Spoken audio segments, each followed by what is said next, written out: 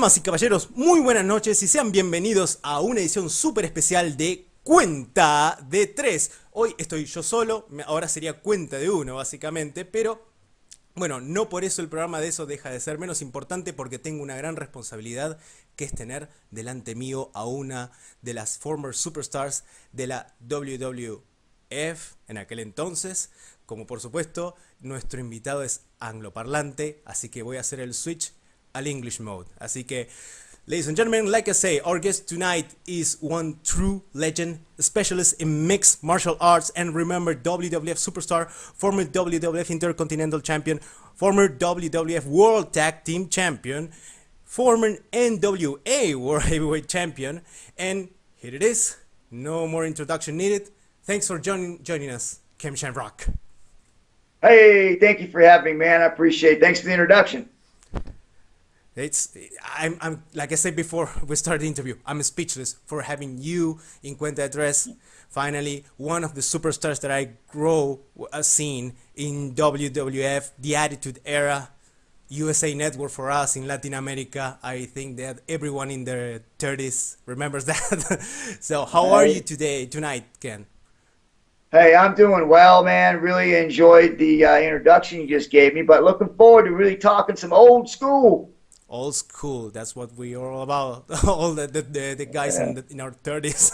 Well, more than that. Yeah. So let's make some good interview. Now I had the chance, I want to make the most of this. So why don't we start talking about your beginning in the wrestling world? Is it true that your first contact with the WWF at that time was in 1989? Is that true, in a trial match? Yeah, I'm not sure the exact date, but yeah, it was around that time. I did a house show, and I'm not sure it was Carolina, but I'm not sure exactly where in Carolina. I did 3 different house shows. One of them was with a guy named Mega Man, and another one was with Barry Horowitz. I did 2 matches with Barry Horowitz. When I was working small circuits back in that time, WWF came through town. They were looking for some guys to go in there and look at some fresh young talent. I got a call, got to go up there, work with some guys. Was told that, hey, keep it up, work hard, and you can get there someday. Okay, great. And how was, let us remember, how was your first TV match on Raw? Am I correct? Was that correct? Yeah. When was it? Who was that against that? How was your introduction to the WWF at the time? Well, there was 2 different times that I'd actually worked the match. One of them was a semi-shoot with Vernon Tiger White. We did an actual MMA match in the wrestling ring just to introduce me, who I was. A couple months later, I did a big show on TV. I don't remember whether it was Monday Night Raw or In Your House. I don't remember which one it was. But I remember I went against Big Van Vader. Yeah. Perfect matchup for me to start my career, because he was a guy that also mixed it up into the mixed martial arts over in Japan. So for me to get in and actually go against him, my first match, man, was perfect, because me and him went after one another. We put on a great match. After I did that match, I think people realized that I had some talent and that, you know, we were going to do some things. Sorry, my mic was turned off. You mentioned Japan. This is something very important for us, because Damian set up a question regarding this, and the question is the following one. You have been in Japan first in all pro wrestling, correct? And in the 90s to Pro Wrestling Fujiwara, correct? That was kind of like special for, I mean, it was very well known for doing shooting style wrestling. Do you think that this promotion made an impact by developing the now well-known strong style in Japan? Oh, absolutely. I mean, they were the first ones to come out and really say, hey, we can make pro wrestling like a shoot, and stop with these little pity-patty things. And let's go in and actually let's do some real matches. So I really believe they set the precedence on what wrestling is today, and also with the way that they actually use their wrestling holds and moves. It changed the style of wrestling when they got to see 2 guys get in there and go after one another and put on a great match in a shoot style. Amazing.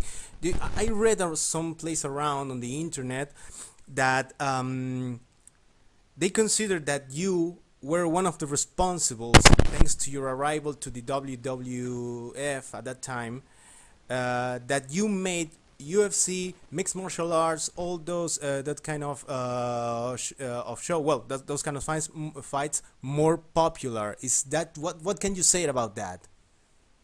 Well, there's a couple things that I was fortunately blessed to be in the right place, right time. Was that when I went into pro wrestling, I came from the shoot world, which was the Japan and also UFC. So I took that reputation with me into pro wrestling. Pro wrestling was looking for something different because WCW had taken all their superstars away. Hulk Hogan, Hunter Hearst Helmsley, you know, all the big stars, Nash, Hall, went to WCW. So Vince had to think of something creative to be able to combat those guys because all the stars were gone. So he looked at what was happening in the world then, and that was no holds barred, MMA. And so he looked for somebody like myself who was looking for another venture, looking to expand out and do something different. Vince, as soon as Vince knew I was looking in the pro wrestling direction, we had a conversation. It didn't take long for us to put a deal together. And you look at pro wrestling before Ken Shamrock, and you look at pro wrestling after Ken Shamrock, I think it's pretty clear to say that I had a huge impact on changing pro wrestling in a good way. Amazing, great. That's correct. Things were never the same, and the Attitude Era at that time was like we're looking for things that you can offer. I truly agree. This is a question that probably many people make themselves, because here at least here in Argentina, there are some people that say either I like pro wrestling, and they'll say that's all scripted. I prefer UFC. I prefer mixed martial arts. You are like the mix of both. You have been in both worlds. How can you say one of the can you say that both of them complement each other? I do. I think they're two different fruits. One of them's an orange, the other one's an apple, but they both taste good. I think that, especially since I've got into pro wrestling and I was able to really get deep into it and understand it a lot, I think it's a tremendous event. It's very, very difficult for people to go in and be successful at it. It's not easy. And so for me, when people try to, look at it and say it's not real, it's not this, not that, be very careful about how you say that, because in my opinion, it is a very, very dangerous sport or an event, and that you can get hurt tremendously in pro wrestling if you're not careful. So for me, I respect the art of pro wrestling just as I respect the art of MMA or no holds barred. So be very careful about putting something down, because like I said, not too many people can be successful in pro wrestling and in mixed martial arts. So my hat's off to both organizations. My hat's off to athletes that are able to be successful in both. Great message. So there's another question that I would like to ask, and it's something that comes from Jonathan, my partner that is not here, flying to Miami to party on or something. So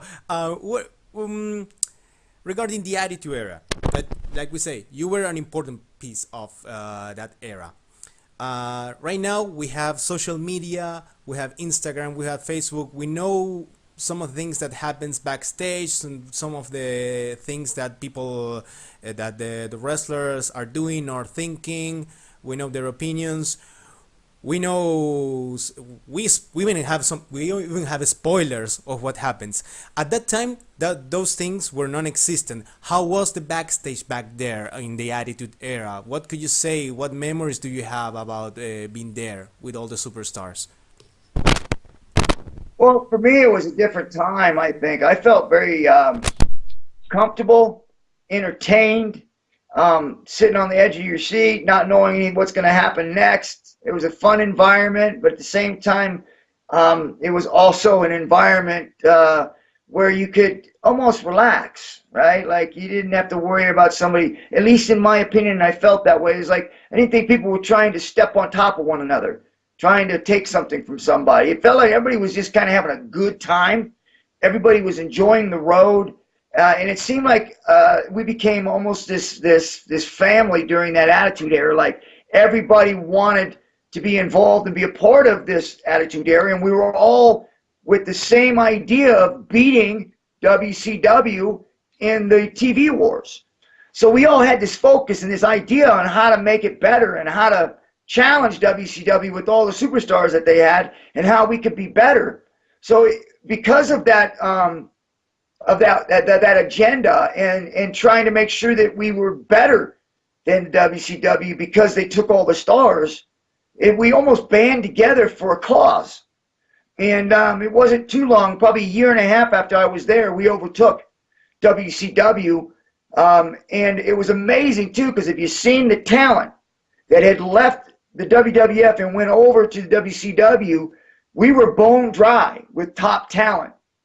And after about a year and a half, we developed our own stars, such as myself, Steve Blackman, Stone Cold Steve Austin emerged, The Rock emerged. You just saw all these guys just start to emerge. And because they moved away, Hulk Hogan and Nash, all they moved away, it opened the door for a lot of us young guys to be able to step up and take that role. And when we did, the fans were just drooling at what we were going to bring out each night because we were so edgy, we were so rough and tough, and that our matches were so real when we went in there. And we went in there and we put on a hell of a show. Yeah, I remember those days. I completely agree with you. And since you mentioned WCW, is there any or was there any superstar, any wrestler from WCW at that time that you would like to work with, that you wish to have worked with? Absolutely. For me, it would have been a dream to work with Bill Goldberg. I really thought that would have been a great opportunity to have a match against him. And yeah, that's one I really would have liked to have had. Okay, great. What are your thoughts, for example, and this is another person that I admire. What are your thoughts regarding RVD, Rob Van Dam, who also mixes martial arts with wrestling? What are your thoughts regarding RVD? Yeah, that guy is truly talented. Awesome dude. But when you walk inside the squared circle, he's all game. He's got a game face on. My type of wrestler, because he likes to get in and get after it. He's got the hard, rough style. So, and like I said, very talented. And so he did a lot for wrestling in those days because he wasn't on a big stage all the time. Mm-hmm. So with what he had to work with, man, he built it up and competed with all the big stars across the board. Tremendous job that he did. Didn't have all the cameras in his face. If he would have been like The Rock. He would have blown up. Mm-hmm. Yeah, great. Wait, and since we mentioned RVD, we mentioned Goldberg. Let's switch to another company you were in, TNA. The beginning of TNA, before it was called Impact. What can you tell us about your time over there? What was it? Different from WWF, from WCW? What are your thoughts about your run there? Yeah, working with the Jarretts, great people. Really enjoyed coming in there, trying to help them, jumpstart a new company, to create some opportunities for wrestlers and be able to present some competition and being able to negotiate good contracts by having competition. So I wanted to support that. I thought that they were doing a great job.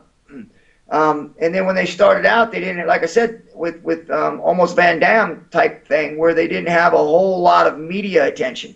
Mm-hmm. But they did a really great job at being able to get what they could, put in good talent in the ring, and be able to produce quality wrestling matches. And I really enjoyed watching them. I enjoyed watching how they were trying to grow.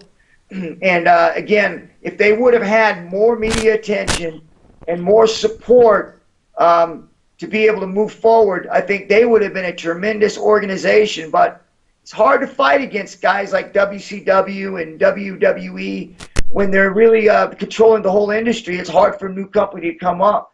But I thought they did a tremendous job being able to employ a lot of wrestlers, be able to put out good product in the ring, and they're still around today. So God bless them, and I hope that they continue to keep going. Great, great. I was also a big fan of TNA when it started showing up. I mean, I was shocked by the talent that was there. If I recall well, you were against you work with Ron Killings, Sabu. Who else did you face there?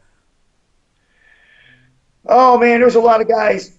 My memory serves me correct. We had a triple threat match with I believe a ladder trying to get the belt. I believe Killings ended up getting the fall on me on that one. I'm not sure. It was a long time ago. But I remember the times that we had there, just to watch how the organization was starting to move forward and starting to develop. And right at that time, I was actually fighting Tito, so I had to back out for my training. But they were really moving in the right direction. I was really excited for the direction they were going. Lots of great talent there. But for some reason, well, not for some reason, we know the big monsters from WCW and WWE kept them from really moving up to be something of a formidable opponent for those wars on TV. Mm-hmm. Yeah. Are you currently aware of what's happening in the wrestling world today? Do you watch wrestling? I do, but it's hard for me to. I actually get highlights, through Facebook, Twitter. I follow a lot of people on there that are posting stuff, like Wrestling Wars and different things like that, where I get to follow highlights and stuff that's going on. But it's really tough for me to sit down and really follow like Raw or SmackDown or pay-per-views because it seems like I'm always traveling. So I get a lot of the highlights. And it's tough for me to watch what's happening to pro wrestling now because we were in such a good time with the Attitude Era, and then we reverted back to the other era when people were sick of watching it already. So I haven't followed it really close enough to really make it a professional statement about it. But just from what I've seen and some of the highlights that I've seen, I'd like to see it get back to more in-the-ring work rather than mic work. I agree, and many people here agree about that, definitely. For example, have you been seen or seen something about Lucha Underground, for example? Who? Lucha Underground. Oh, yeah. I've heard that too, but it's hard, especially where wrestling's at right now. I'm not sure that we need more of gimmicks, right? We need more of pro wrestling. We need more of good mic skills, and then we need more good storylines. Good storylines that got solid writing behind it, and it leads up to something that's going to happen 6 months to a year down the road with a lot of good wrestling matches to set it up. Right now, I think there's just too many things happening too quickly. We need to slow it down and develop good stories. I understand, and what many people were saying regarding Lucha Underground was that it was okay, but like you say, too many gimmicks, too much of a drama, too much of a novela, like in Spanish, the telenovelas. The high spots. Too much fantasy, too much fantasy, and I think that was one of the reasons why Blue Demon Jr. decided to quit Lucha Underground. Great superstar, great wrestler, luchador, but he wasn't interested I think because for the same reason you are mentioning, that is might not be that attractive. So well, you answered also my next question. My next question was going to be what do you think of wrestling today? But you almost already answered it. So okay, so what if there's here, like I say at the beginning when we started to talk, there are a lot of young talents here in Argentina. I'm pretty sure that you haven't heard about any Argentinian pro wrestler, right? Right. Yeah, like I said, I don't follow it close enough, but I haven't heard anything through a lot of the highlights and stuff I've been following. I haven't heard nothing. Okay, we from Cuenta de Tres will be happy to show you something about the Argentinian wrestling, but today is very green. But we have a lot of Argentinian talents, young talents, especially that grow up seeing you, seeing Hulk Hogan, The Rock, seeing TNA, they want to do that put that into Argentinian wrestling, which was, at least for the last years, non-existent. It was just all gimmicks, all cartoon characters mostly. So they want to do what they've seen on the Attitude Era. What Yes. kind of advice would you give them to those young talents that are currently training? What can you say to them? Well, I would say this, that don't worry so much about your high spots. Think about your psychology to your character. What is your character? And that your moves have got to be tight. You don't want to hurt nobody. You don't want to, put somebody in danger. But you want to make sure whatever you do is going to be somewhat realistic, and that people are going to be at least brought into whatever it is you're doing through setting your match up properly. Don't go in and start doing, 5 backdrops and hit them with a clothesline when none of it makes sense. So for me, the psychology of the match is very important, along with the different types of high spots you use in that match. And they have to be things that people are going to go, oh, yeah, man, that hurt. So be very careful about doing all these little fancy things that people are going to go, man, that guy just did a flip on his own from the top rope. He didn't do anything. So be very careful about how your character and the moves and your high spots that you do, they make sense. Great advice. Well, I think we are almost running out of time. But we have so I don't want to take more of the time. You're being very, very gentle for sharing all these anecdotes with us, all these things, all these advices. Like we have a good practice here in Cuenta de Tres, that is that the last words the last words of any podcast belong to the person we invite. So Ken, whatever you would like to say to the camera, whatever you would like to say to your fans, to the wrestling fans of Argentina, please, the microphone is yours. Well, first of all, I want to say thank you for having me on to be able to share my stories and some of my advice to the fans out there and to your listeners. I also want to say to all the fans around the world, thank you for sharing my career and my journey with me throughout the years. I have had such an awesome time. I've had so many stories that I've been able to listen to through my website and my Twitter, my Facebook, the support that has been thrown my way, the love that I've received from so many fans out there. I thank you from the bottom of my heart for your support over all these years that I've been able to entertain you. And I hope and pray that I've got another 20 to 30 years in me to keep entertaining you. Thank you, and God bless, and we will see you in the ring. Thank you very much, Ken. Well, everybody, you just heard. One last thing before I switch back to Spanish, and I hope that we can continue talking because we in Cuenta de Tres also show our respect to all the people that we invite to see all the stars we admire. So later, if you can talk with Damian, if you want to share some contact details, because we would like to send you a gift from Cuenta de Tres. Okay, so I'm not going to say what is it, but we already have them made. So we're going. We would like to very much to send it to you as well. Okay. I hope this could be possible. So Ken, I'm going to switch back to Spanish now, so we can close the